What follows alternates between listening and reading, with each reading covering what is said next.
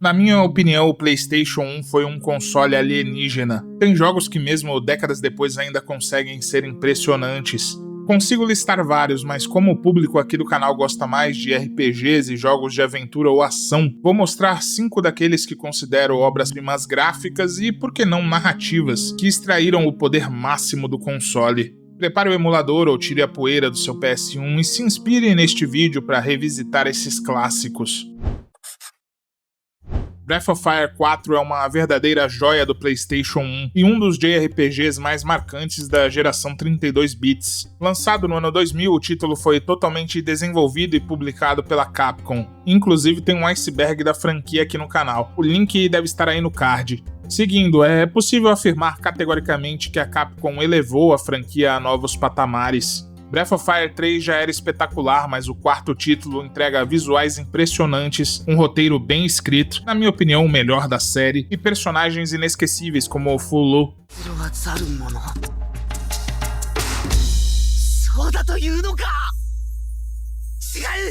Apesar de usar sprites 2D, Breath of Fire 4 mostrou o quão poderoso o PS1 era. Comparado aos RPGs das gerações anteriores e do início do PS1, a diferença era gritante. Tudo parecia mais vivo, mais expressivo, e o jogo tirou total proveito das capacidades do console para mostrar isso. E como eu frisei, a narrativa desse jogo é fora de série. É envolvente do início ao fim, misturando temas como destino, guerra, sacrifício e apresentando uma dinâmica de rotação entre os protagonistas Ryu e Fulu, algo que até aquele momento era bem incomum nos jogos. Uma grande vantagem de Breath of Fire 4 no sentido de atrair público novo é que mesmo sem nunca ter jogado os títulos anteriores da série, qualquer um pode embarcar nessa aventura sem preocupações, já que a história é independente, não segue o que veio antes. Para muitos fãs de RPG é o melhor jogo da série Breath of Fire, e não é difícil ver o porquê. Ele refina tudo o que tornou os títulos anteriores grandes e entrega uma experiência polida e inesquecível. Como curiosidade de bastidores, a trilha sonora impecável foi composta por Yoshino Aoki, que trabalhou nas franquias Mega Man, Resident Evil e Final Fantasy.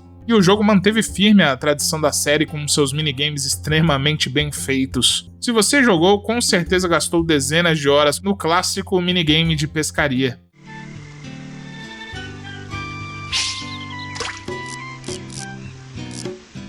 E tem um port para GOG com algumas melhorias de qualidade de vida e suporte a resoluções modernas. Eu recomendo. The Legend of Dragoon é um daqueles jogos que moldaram caráter, deixaram uma marca duradoura na história do PlayStation 1 e continuam sendo queridos pelos fãs até hoje. Desenvolvido pela Japan Studio e publicado pela Sony em 1999 no Japão e 2000 no Ocidente, ele foi uma grande aposta para bater de frente com Final Fantasy. E como foi lançado no final de ciclo de vida do console, conseguiu com altíssima qualidade entregar uma grande aventura repleta de cenas cinematográficas, uma história muito bem escrita e um sistema de combate que misturava de forma bem interessante comandos interativos, o sistema de additions com um combate em turnos.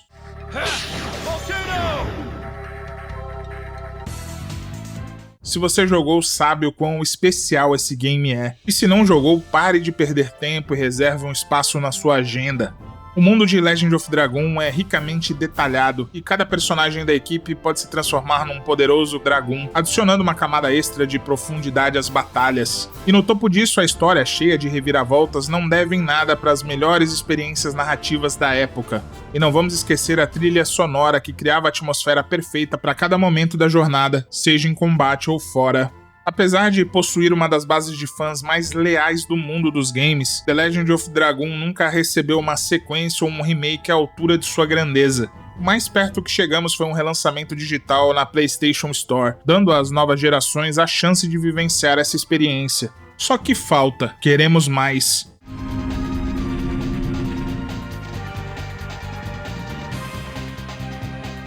E uma curiosidade impressionante mostra a escala dessa aposta técnica. O jogo teve um orçamento colossal para a época, estimado em 16 milhões de dólares. Levou mais de 3 anos para ser feito, o que também era muito tempo para os padrões de desenvolvimento daquele período, e precisou ser dividido em 4 discos.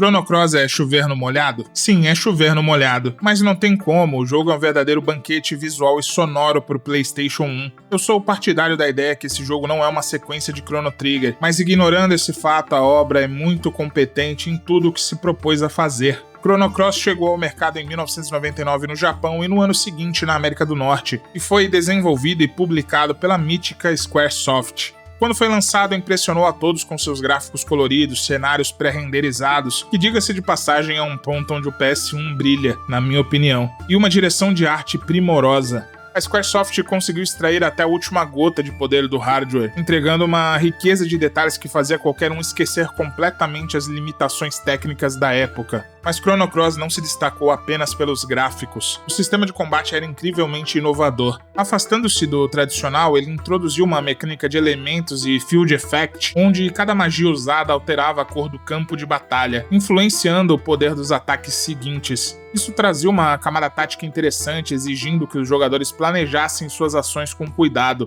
Além disso, a quantidade de personagens recrutáveis era insana, mais de 40, cada um com sua própria história e habilidades únicas. Nem preciso dizer que, para pessoas indecisas como eu, isso foi um verdadeiro pesadelo.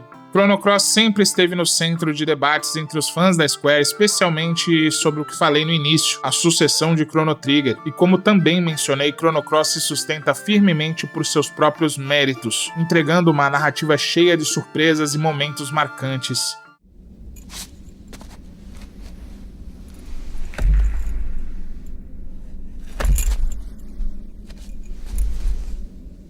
Spoiler rápido, mas não determinante na sua experiência de jogo. Como bom amante da filosofia, é impossível não falar dos conflitos de identidade envolvendo Kid e outros personagens centrais. O game permite uma leitura muito interessante através do conceito junguiano do self e das máscaras sociais. Personagens mudam de corpo, descobrem ser fragmentos de entidades maiores ou clones de figuras históricas, questionando o destino biológico e livre-arbítrio. Pronto, saciei minha vontade de falar sobre isso, mas fica a dica de pesquisa, é interessante. Em 2022 o jogo recebeu uma versão remasterizada, reacendendo o interesse do público e provando que sua estética e mecânicas são atemporais. Vale destacar que por trás desse jogo tem nomes de peso. A direção e o roteiro foram de Masato Kato, que participou no roteiro de Chrono Trigger, e a trilha sonora, amplamente considerada uma das melhores da história dos games, é do lendário Yasunori Mitsuda. Um detalhe muito bacana é que as raízes dessa história nasceram de Radical Dreamers, um obscuro jogo de texto do Super Nintendo, mais especificamente do serviço Satellaview, que serviu como rascunho para essa obra de arte. Final Fantasy IX é a prova definitiva de que um jogo pode envelhecer absurdamente bem. Desenvolvido e publicado pela Squaresoft no ano 2000, ele marcou a despedida magistral da série principal na geração 32 bits. Enquanto Final Fantasy VII foi revolucionário e Final Fantasy VIII deu um grande salto gráfico, foi o 9º capítulo da série que conseguiu combinar perfeitamente tecnologia, arte e narrativa em uma experiência impecável. O que torna Final Fantasy IX tão especial é seu estilo artístico. Enquanto muitos jogos daquela época buscavam um realismo poligonal que ainda era muito limitado pelo hardware, Final Fantasy IX tomou um rumo diferente, um design visual estilizado, inspirado na era de ouro dos RPGs de 16 bits, mas com um nível de detalhe muito acima dos padrões do console. E não são apenas os visuais que impressionam. A trilha sonora de Nobuo Uematsu é uma das mais memoráveis da franquia, entregando melodias emocionantes que embalam perfeitamente cada momento vivido ali. E a história de Zidane, Garnet, Vivi e todo o elenco diversificado de personagens carismáticos continua cativante, mesmo depois de tantos anos.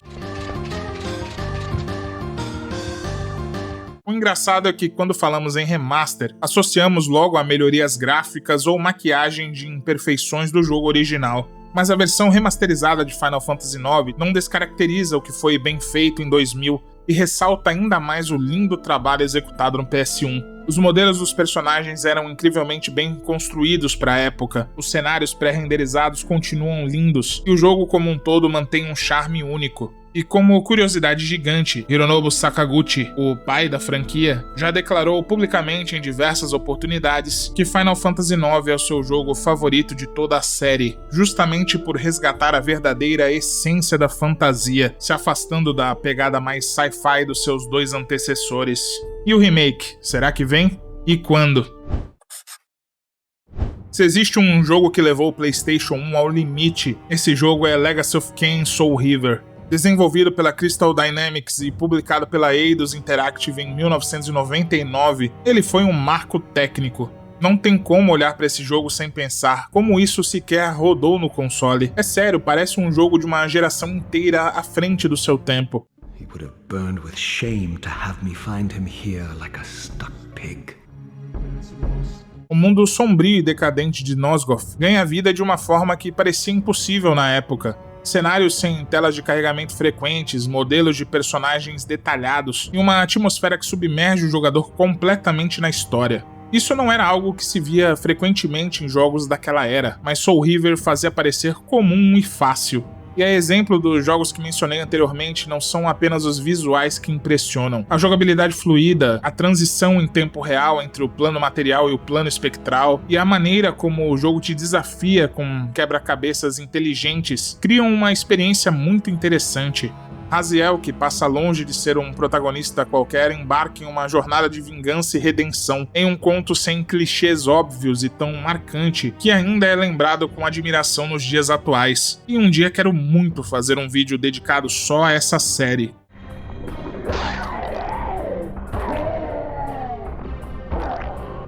Se você gosta de um desafio real, esse jogo é pra você. Ele não pega na sua mão, não te dá dicas óbvias, te joga em um mundo brutal e espera que você descubra as coisas por conta própria. E aqui vai uma informação de bastidores: a diretora e roteirista dessa história densa foi ninguém menos que Amy Hennig, a mente brilhante e criativa por trás da trilogia original de Uncharted. Fora isso, a ausência de telas de loading foi um verdadeiro milagre de programação, lendo os dados do CD continuamente enquanto você andava, algo revolucionário na época. Curiosamente, esse título quase não fez parte do universo Legacy of Kain, já que começou seu desenvolvimento como uma propriedade intelectual totalmente original, chamada apenas de Shifter. Agora é com você aí no chat, qual desses jogos você acha que extraiu mais o potencial do PlayStation 1? Tem algum outro jogo que você acha que deveria estar aqui e ficou de fora? Deixe seu comentário aqui embaixo que vou ler e responder a todos. Gostou desse formato de vídeo? Curta, hype e se inscreva. E um agradecimento especial aos membros do canal. Seus nomes estão eternizados nesse projeto. Se quiser continuar comigo, segue no card 2 vídeos incríveis e feitos com muito carinho. Eu sou o Savi13 e até a próxima.